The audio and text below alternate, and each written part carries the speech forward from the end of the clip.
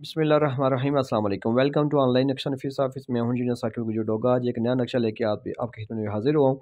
ये कॉर्नर का प्लाट है। ये तकरीबन 5.80 मरला है और 175 जो स्क्वायर यार्ड है। 1580 स्क्वायर फीट बन जाता है। ये 36 42 का प्लाट है।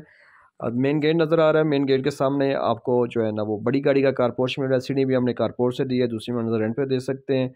राइट साइड पे आपको बैठक नज़र आ रही है। बैठक के साथ अटैच वॉशरूम की है, ड्रेसिंग एरिया भी है। टीवी लॉन्च में जाएंगे तो टीवी लॉन्च के साथ अगर आपने वॉशरूम अटैच करना है तो सीढ़ी को नीचे आप एडजस्ट कर सकते हैं। दूसरा ऑप्शन अगर सीढ़ी का अपने हॉल के अंदर एडजस्ट करना है तो आप वहाँ से भी कर सकते हैं।